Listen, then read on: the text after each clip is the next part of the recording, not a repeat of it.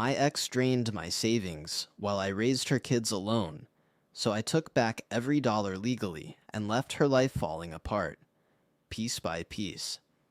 I'm a 28-year-old guy, and all I ever wanted was a quiet life built on honesty. No drama, no games, just something real. My dad raised me alone, and he used to tell me, "Son, peace is the most expensive thing you'll ever earn." I didn't understand that fully back then, but I do now. When I met Laura, she looked like someone who'd been fighting the world alone for too long.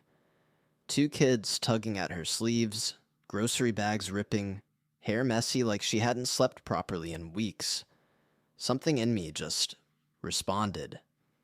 Maybe because I knew what it was like to grow up without stability. Maybe because I saw a woman trying her best with what she had left. "Thank you, really," she said the first time I helped her carry her bags upstairs. Her voice had this warm shake in it, like she wasn't used to people helping her. I remember the dim hallway light flickering above us and the smell of cheap detergent from her laundry basket as she tried to balance it on her hip. One small favor turned into driving the kids to school, just this once, then fixing the leaky sink, then helping with homework because they listened to you more than me. And I didn't mind. Honestly, I felt needed. Her son would high-five me when I showed up. Her daughter drew me little stick figure pictures of all of us holding hands. I kept those in my glove compartment.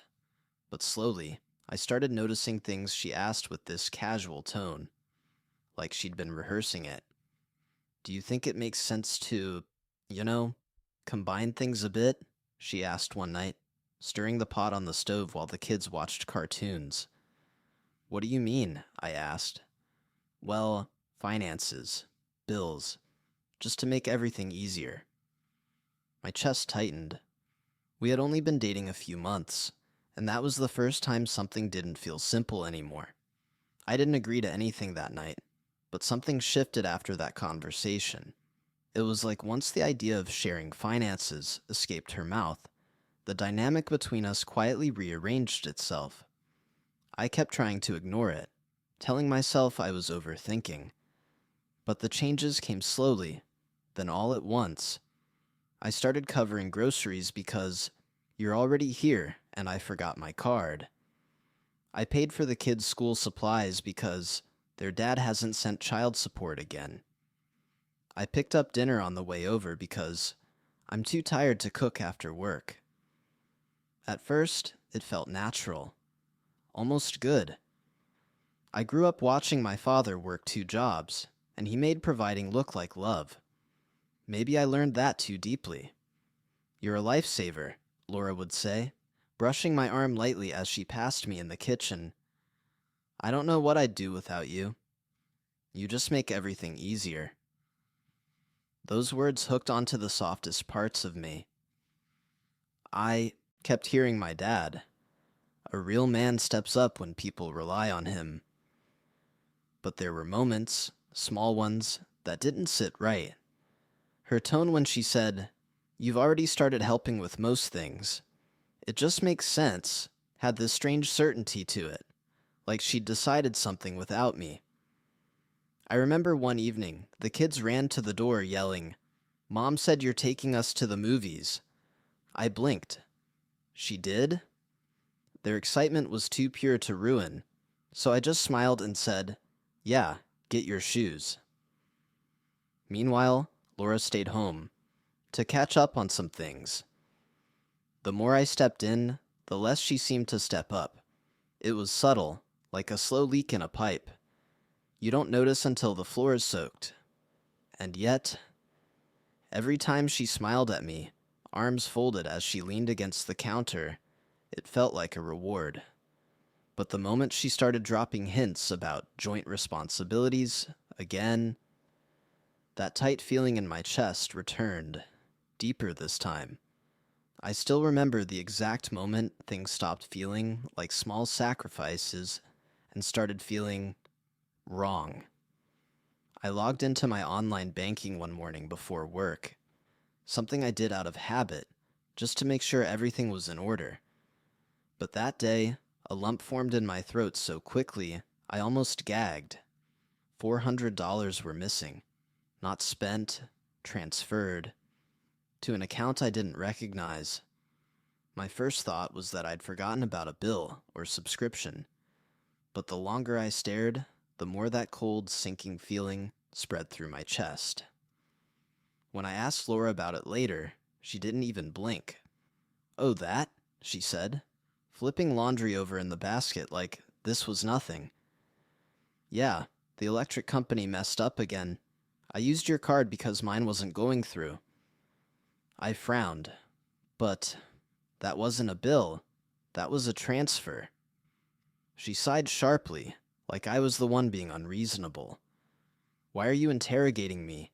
I told you what happened. You don't trust me?" Her tone cut deeper than the missing money. It was defensive, offended, almost rehearsed.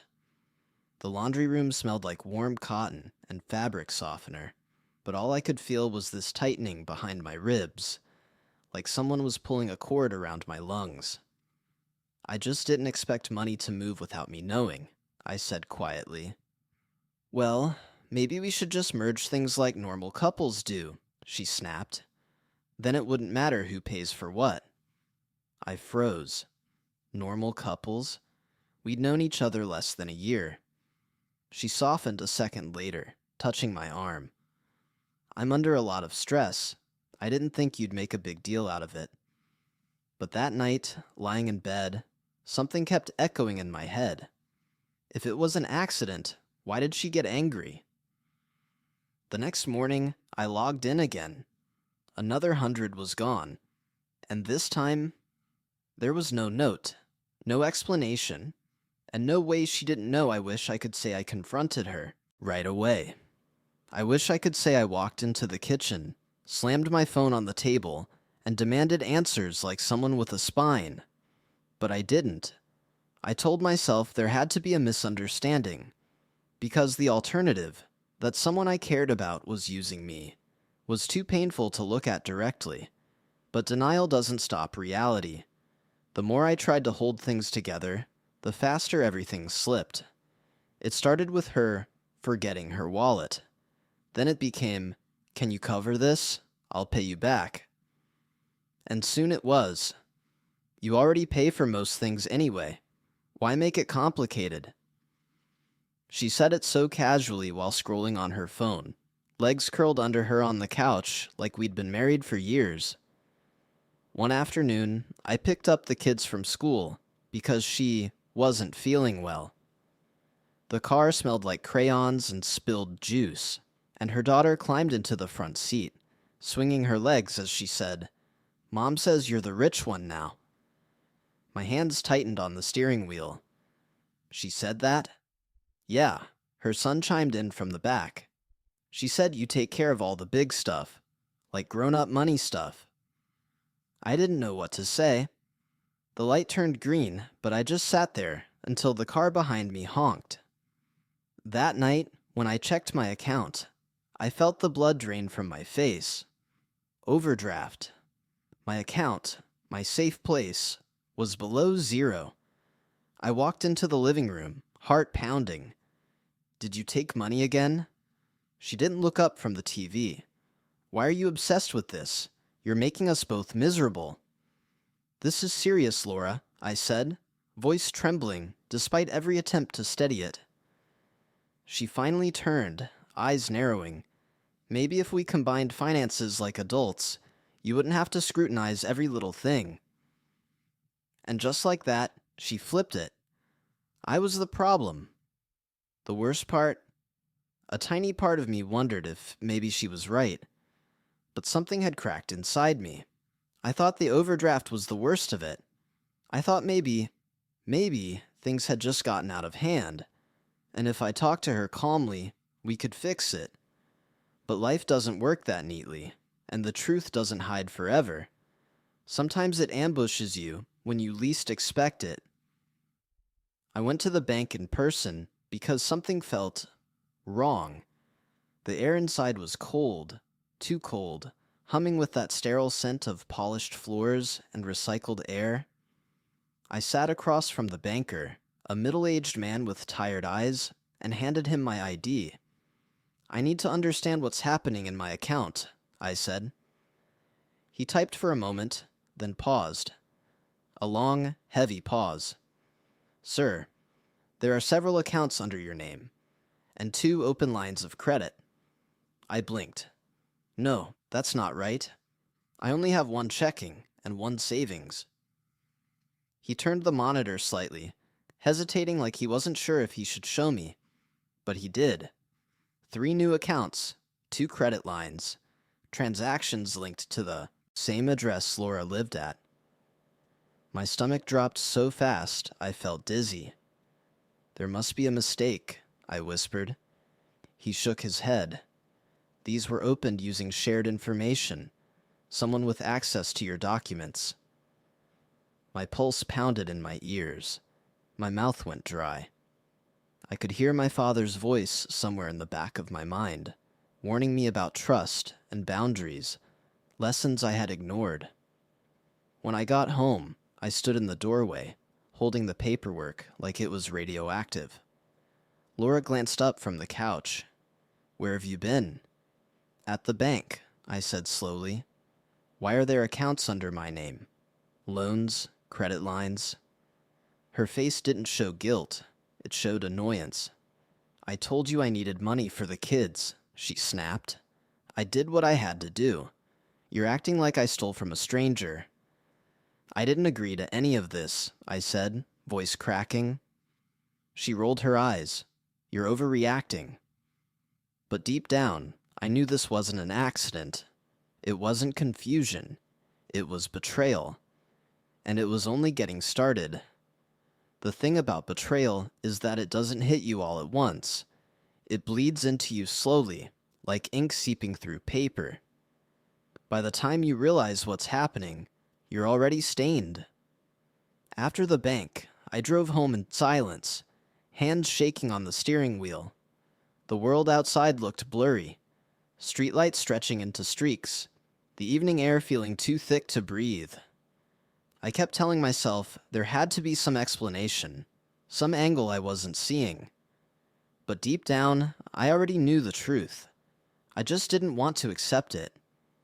When I pulled into the driveway, I noticed an envelope taped to the front door. At first, I thought it was a package slip, but the second I saw the bold red letters, my heart stopped. Eviction notice. I stepped inside, holding the paper like it might dissolve if I gripped it too hard. Laura was in the kitchen, scrolling through her phone, completely unfazed by the chaos she'd created. "What is this?" I asked, my voice thinner than I expected. She barely glanced up. "What does it look like?" "You said you were handling rent," I said, louder this time. "Every month. You told me you paid it." "I use the money for other things," she said flatly. "Relax. We'll figure it out." "We? Laura, we're getting kicked out." She stood up abruptly, eyes sharp. "Stop yelling at me. I've been doing everything I can. I'm exhausted, and instead of helping, you're attacking me." "I've been paying for everything," I whispered. "Groceries, school stuff, bills, and now loans, accounts, rent." She folded her arms. "Well, someone has to be responsible." The words hit me like a punch. Responsible. Like I wasn't already drowning. For the first time, I saw her clearly. Not as the woman I wanted her to be, but as someone who had never intended to carry anything with me. Only take. That night, when everyone was asleep, I sat alone in the dim living room and opened a blank folder on my laptop. I titled it Evidence. And for the first time, I stopped protecting her. I didn't sleep that night. I just sat there in the dim glow of the laptop, the silence of the house pressing against my ears. Every breath felt heavy, like I was inhaling mud. But for the first time in months, maybe years, my mind was clear. I wasn't confused anymore. I wasn't hopeful. I wasn't trying to justify anything. I was done. The next morning, I drove to a legal aid office. The lobby smelled faintly of old carpet and disinfectant, and the fluorescent lights buzzed overhead, making everything feel colder. A woman in her early 50s sat down across from me, glasses perched on the tip of her nose. "Tell me everything," she said. And I did. Her expression hardened with every detail, every withdrawal, every loan, every manipulation. When I finished, she exhaled sharply. "You need to start gathering proof immediately," she said. "This isn't just instability. This is fraud." That word hit me in the chest.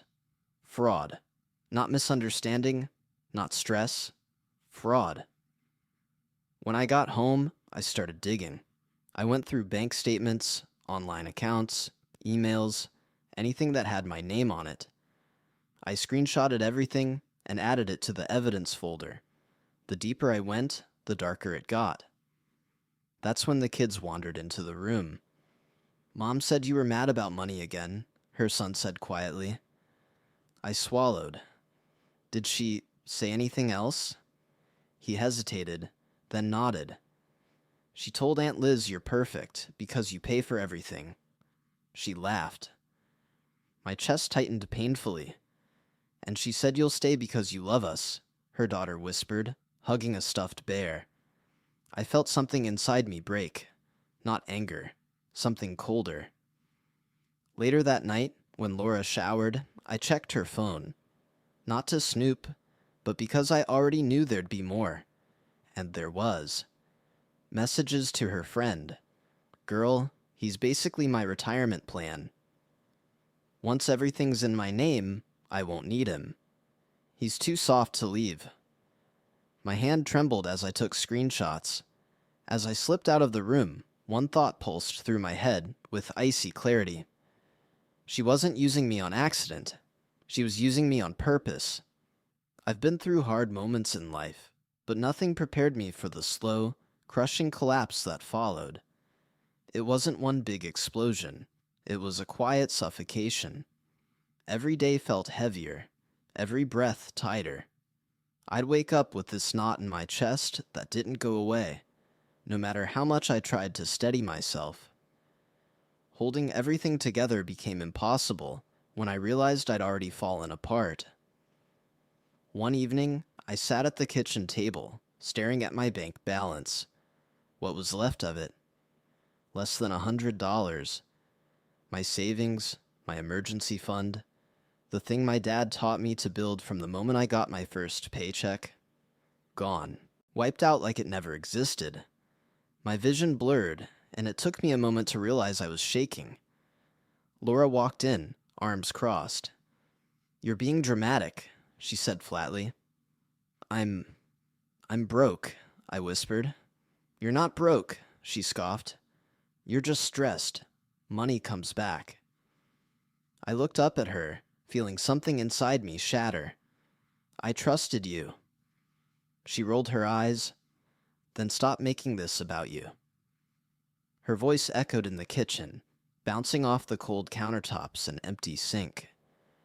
The house felt smaller than ever. Stale air, dim lighting, kids' toys scattered across the floor. I felt like a stranger in a place I'd built for people who didn't even see me. That night, her son found me sitting on the couch in the dark. "Are you sick?" he asked softly. "No, buddy," I said, forcing a smile. "Just tired." He leaned his head on my shoulder. "Mom says you worry too much." I swallowed hard. Maybe. But inside, I felt hollow, groundless, powerless. Later, alone in the living room, I put my head in my hands and finally let myself break. Not cry. Break.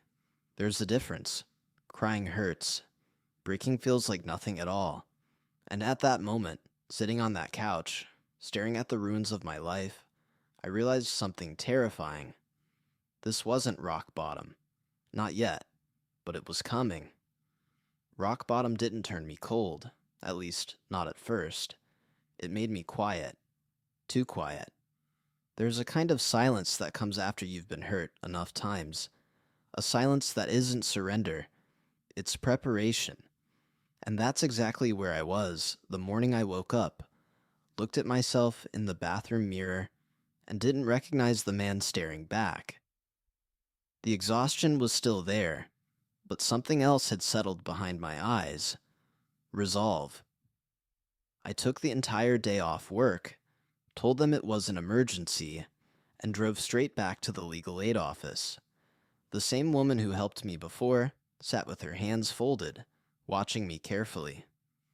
"Are you ready to move forward?" she asked. I nodded. "I am." She slid a stack of forms across the desk. Fraud reports, identity theft, affidavits, financial dispute documents. My name printed on every page, next to details I never authorized. I signed everything with a shaking hand, feeling equal parts terrified and relieved. "I need you to freeze every account she has access to," I said. She adjusted her glasses. "We can do that today." Hearing those words felt like someone handing me back pieces of myself. When I got home, Laura was pacing in the kitchen. "Why can't I access the account?" she demanded. "You know why," I said calmly. "What did you do?" "I protected myself," she scoffed, stepping toward me. "You're insane. You think you can just shut me out?" "I didn't shut you out," I said, voice low. "I shut down what you were stealing from." Her face twisted. "I did everything for this. Family." "No," I said quietly. "I did." The bank called that evening, confirming that several transfers were unauthorized. They reversed a chunk of the charges immediately. It wasn't everything, but it was something. A spark of light in the dark. For the first time in months, I exhaled without feeling like I was collapsing. But as the sun went down, and Laura realized she no longer controlled the money, her panic began. And that's when everything truly started to unravel. The panic started small, like a crack in glass. But once it spread, it didn't stop. I watched it all happen in real time. Quietly, almost detached. The way you'd watch a storm rolling in from a distance. Laura wasn't used to losing control. She wasn't used to doors closing on her. And the moment the money stopped flowing, everything she'd built on lies began collapsing. The first hit came from the landlord. He showed up mid-morning, knocking so hard the windows rattled. Laura opened the door, arms folded. "Can this wait?" "No," he snapped. "I need payment. Now." She shot me a glare like this was somehow my fault. "We'll figure it out," she said. He shook his head. "You've been saying that for months." Months, plural. My stomach twisted, but I didn't say a word. Later that afternoon, her phone rang nonstop. Credit card companies, debt collectors, numbers she didn't recognize. She silenced each call with increasing frustration, pacing the living room like a trapped animal. The house felt tense, air thick with the smell of leftover takeout and stress. The kids stayed quiet, sensing something was wrong. "What did you tell them?" she snapped finally. "The truth," I said. "You ruined me." I met her eyes. "No, you did that yourself." The next blow came when a friend of hers sent a text I happened to see light up on her screen. "Girl, I can't help you. I have my own bills." Just like that, the people she partied with, bragged to, leaned on, they vanished. Fake loyalty dissolves fast when there's no money to anchor it. That evening, she knocked on my bedroom door. When I opened it, her eyes were red but dry. No tears, just fear. "Can you loan me something? Anything? Just until things settle?" I stepped back, gripping the door. "No." For the first time, she looked small, and I realized the collapse had only just begun. She didn't take my no quietly. People like Laura never do. The next morning, she cornered me in the living room, arms crossed, jaw tight, like she'd finally decided she was done pretending. "We need to talk," she said. I sat down slowly, feeling strangely calm. "Then talk." She hesitated, just for a second, before the anger rushed in to fill the space. "You blindsided me. You humiliated me. You made me look like some kind of parasite."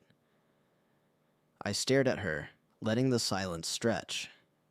"You are one." She flinched, but recovered quickly. "I took care of you. I gave you a family. You think anyone else would date a guy like you? You needed me." My breath caught, not because I believed her, but because I finally heard the truth behind her voice. Entitlement, not love. "You didn't give me a family," I said quietly. "I gave you stability. I drove your kids to school. I paid your bills. I fed your house. I covered every emergency, every oops, every lie, and you repaid me by emptying my accounts." She shook her head, voice rising. "Stop acting like a victim. You're supposed to provide. You're a man." That word again. Man. Twisted into a weapon. "What you did wasn't a mistake," I said. "It wasn't stress. It wasn't survival. It was intentional. You stole from me." Her voice cracked. "I did what I had to for my kids." "You didn't steal for your kids. You stole for yourself," I said. "Your spa days, your vacations, your shopping carts, your lies." She lunged toward me, furious. "You think you're better than me? You think you can walk away after everything I've done for you?" "I'm not walking away," I said, standing slowly. "I'm leaving. There's a difference." Her face twisted. "You'll regret this." But as I picked up my keys and headed for the door, she screamed behind me. Rage, panic, desperation crashing all at once. "You ruined my life." I paused at the doorway, breathing steadily. "No," I said. "I stopped letting you ruin mine." And then I stepped out, letting the door close behind me, like the final punctuation on a chapter I'd stayed in far too long. Leaving that house didn't feel triumphant. It felt hollow, like stepping out of a burning building, coughing, bruised, and wondering how long the smoke will cling to your clothes. I checked into a cheap motel that night, the kind that smells faintly of old carpet, metal keys, and lemon-scented cleaner. I sat on the edge of the bed, staring at the ceiling, waiting to feel something other than exhaustion. But quiet revenge isn't loud. It's slow. It's patient. It's the steady unraveling of everything someone built on lies. Within a week, the fraud reports started processing. Within 2, the bank reversed the unauthorized transfers. By the end of the month, the debt collectors were calling her, not me. I didn't gloat. I didn't reach out. I didn't send a single, "I told you so." I just watched, from a distance, as consequences finally found her. Her landlord filed an eviction. Her credit card shut down. Her friends stopped answering. And the life she built on the foundation of my savings crumbled piece by piece. One afternoon, I got a text from her son, the sweet, quiet one who used to sit with me while doing math homework. "Can we still talk sometimes?" I stared at the screen for a long time before responding. "Yeah, anytime you need me." Because the kids were never the problem. They were victims too, in their own way, raised by someone who treated people like resources, not relationships. As for me, I started over. I took on extra hours, opened new accounts, cut every tie that could sabotage my future again. I rented a small apartment, nothing fancy, but peaceful, safe, mine. For the first time in months, I slept without waking up to a knot in my chest. Sometimes I catch myself thinking about what she must be saying, how she's probably telling everyone I abandoned her, how she paints herself as the victim. But the truth is simple. I didn't destroy her life. I didn't sabotage her stability. I didn't break her future. I just stopped funding her past. And in that silence, my own silence, I found something I never realized I'd lost: my peace.